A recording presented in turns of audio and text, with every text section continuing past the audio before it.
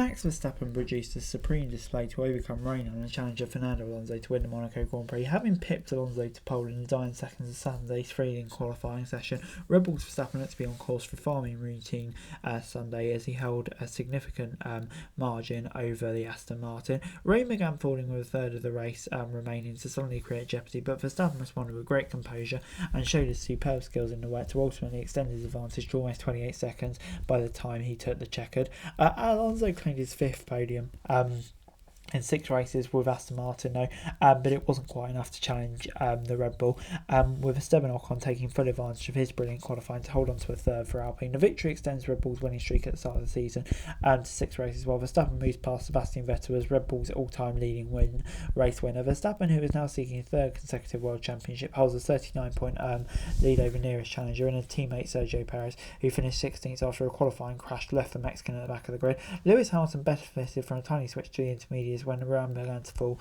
to take 4th, while George Russell, overcoming a 30-second penalty, finished behind him, said he and Mercedes sealed a solid haul of points in their face race with the new upgrade. Charles Leclerc was 6th for Ferrari at its home circuit, with Pierre Gasly backing up Ocon's effort to take 7th and ensure Alpine climbed to the top of the midfield standings. Carlos Sainz paid the price for a spin in the wet as he dropped the standing from 4th to 8th, while McLaren Joe, Norris and Piastri both drove solidly to take the last 2 points places.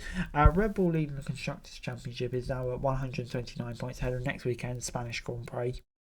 Verstappen had been on a big part of his job by topping a hugely memorable qualifying session on Saturday and backed that up by getting away cleanly enough to lead Alonso into the first corner. Pre-weekend doubt that Red Bull might be able to keep their winning streak going at a low-speed circuit would theoretically be less suited to the RB19, with further eroding when Verstappen swiftly opened a gap to Alonso.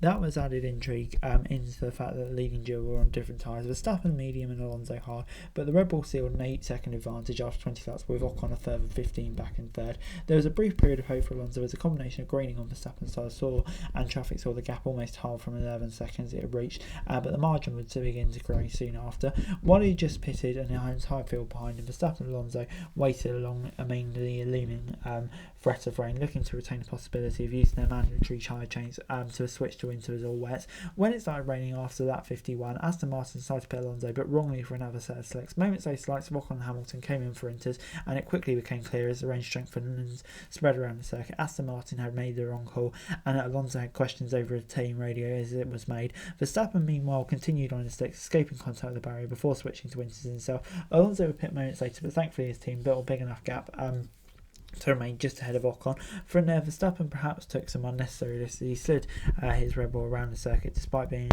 a mighty lead, but the Dutchman escaped a few further brush of the barrier as he drove into the distance. With Red Bull having successfully negotiated track, most thought would provide their biggest challenge. It's unclear where their winning streak will now come to an end. As for Verstappen, the Dutchman is now in total control of the championship, having claimed 4 wins to Perez 2 at a series of circuits that are probably more suited to the Mexican driver's style ahead of the upcoming normal regular circuits. While Verstappen ensured there was minimal doubt about who was going to win, the machine ensured a decent dose of drama behind the front two. Sainz, who had been frustrated with Ferrari's decision to pit him before the rain began falling, appeared to let his emotions get to the better, and he spun and dropped several places. Mercedes, who will look forward to getting a better impact of the upgrades at the next weekend's more conventional circuit in Barcelona, will be content to have left Monaco with another solid point. So they came close to within a point of second place Aston Martin in the constructors' standings after Alonso's teammate Lance Stroll, who started 14th, endured another really disappointing qualifying and an even more Sunday. Stroll clashed with Williams' Alexander Albon on the first lap and later with Perez before finally retiring and making heavy contact with the barrier in wet conditions. Stroll not alone in struggling in the wet conditions, but other drivers to retire, while Kevin Magnussen also suffered a shunt. McLaren will be pleased to leave with both drivers in the points, but might feel Lando Norris could have finished further out the field had it not been for a crash that limited his participation in the final part of qualifying on Saturday, and of course not getting blocked by Leclerc.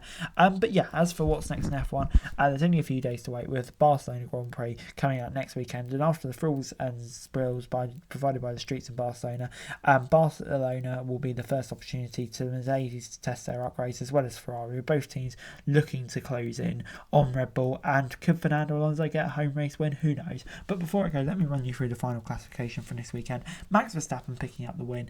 Yeah, in the end it was still pretty dominant, despite the fact we all thought this would be Red Bull's toughest test.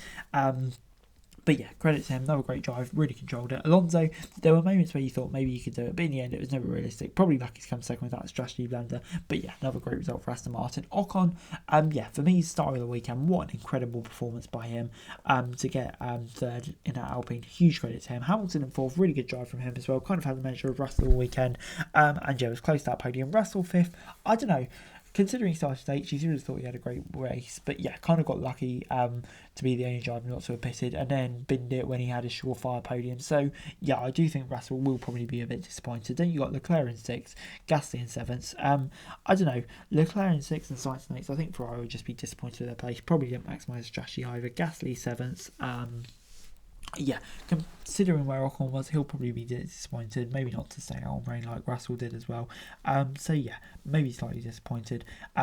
But yeah, Norris 9th, Piastri 10th, kind of best of the rest, best what they could hope for really this weekend. Bottas 11th will be frustrated to miss out points, as will De Vries, but I think De Vries can be really happy with the weekend, definitely the best we've seen in a while. Joe 13th, it's kind of those races where the likes of Alfa Romeo and Williams would have really hoped to make some points, so maybe disappointed they couldn't. And then you got Albon 14th, Tsunoda 15th, Tsunoda obviously with the brake issues, and yeah, the Williams just not having much pace. Perez 16th, Stroll 20th, yeah, both just enjoyed absolutely torrid weekends. Haas and Williams, very little pace for Hulkenberg and Sargent. Magnussen, I have no idea what Haas were doing leaving out those slicks.